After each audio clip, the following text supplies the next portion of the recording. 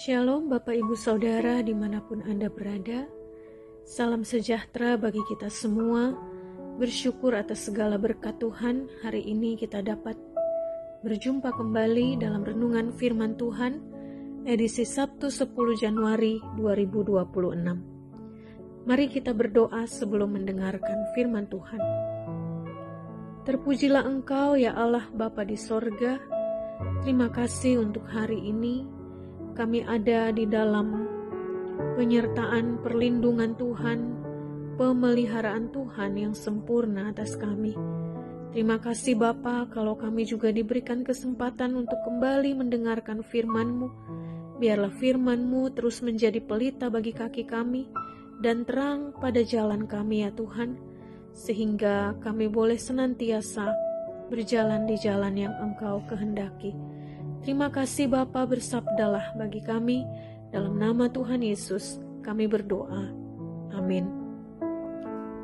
Ayat firman Tuhan hari ini di dalam Injil Matius pasal 15 ayat 28 yang berkata, Maka Yesus menjawab dan berkata kepadanya, Hai ibu, besar imanmu, maka jadilah kepadamu seperti yang kau kehendaki.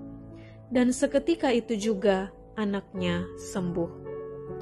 Bapak Ibu Saudara, seorang pengkhotbah ternama Charles Spurgeon pernah berkata, iman yang besar bisa melihat matahari di tengah malam. Iman yang besar bisa memanen di musim dingin. Iman yang besar bisa menemukan sungai di tempat tinggi. Iman yang besar tidak bergantung pada sinar matahari. Iman yang besar melihat yang tak terlihat oleh sinar manapun.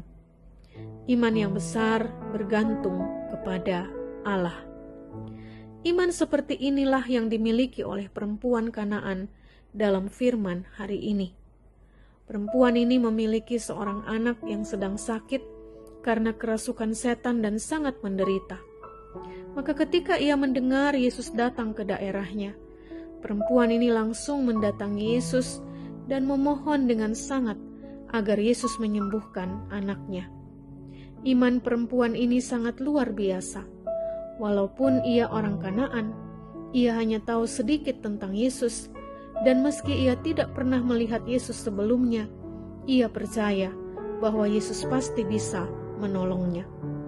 Bahkan ketika ia mengalami penolakan, baik oleh Yesus yang tidak menjawab permintaannya, maupun oleh murid-muridnya, perempuan ini tetap percaya dan menyembah Yesus sambil berkata, Tuhan, tolonglah aku.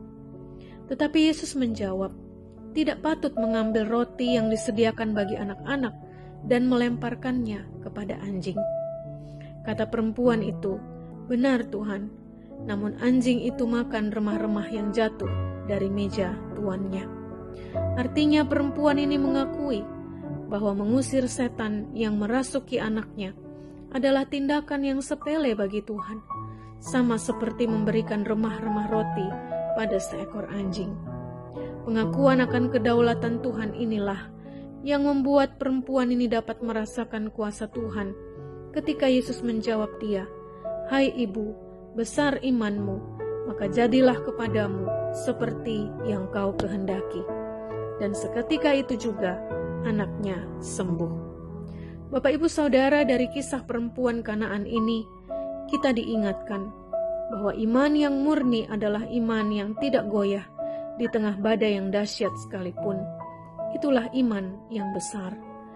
Yesus menemukan iman yang murni di dalam diri perempuan Kanaan ini. Ia tidak menyerah, ia gigih meski Yesus mengabaikannya. Ia menolak untuk ditolak. Yesus satu-satunya harapan baginya, sehingga ia terus menantikan Tuhan bertindak menyembuhkan anaknya. Dan harapannya tidak sia-sia. Anaknya sembuh saat itu juga. Kiranya kita juga demikian. Kita memiliki iman yang besar, iman yang murni, di tengah badai persoalan apapun yang menghantam perahu hidup kita. Kita tidak goyah, kita tetap percaya, kita tetap menanti jawaban Tuhan. Sebab iman kepada Yesus tidak pernah sia-sia.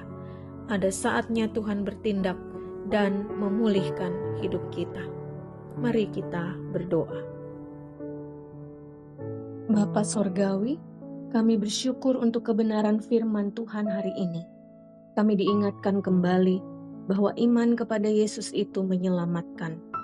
Kuatkan iman dan pengharapan kami ya Bapa, agar pencobaan apapun yang kami hadapi dalam hidup kami selalu percaya bahwa Engkau sanggup menolong kami. Terima kasih Bapa. Dalam nama Tuhan Yesus yang mengajar kami berdoa. Bapa kami yang di sorga, dikuduskanlah namamu, datanglah kerajaan-Mu, jadilah kehendak-Mu di bumi seperti di sorga. Berikanlah kami pada hari ini makanan kami yang secukupnya, dan ampunilah kami akan kesalahan kami, seperti kami juga mengampuni orang yang bersalah kepada kami. Dan janganlah membawa kami ke dalam pencobaan, tetapi lepaskanlah kami daripada yang jahat, karena Engkaulah yang mempunyai kerajaan, dan kuasa dan kemuliaan, sampai selama-lamanya. Amin.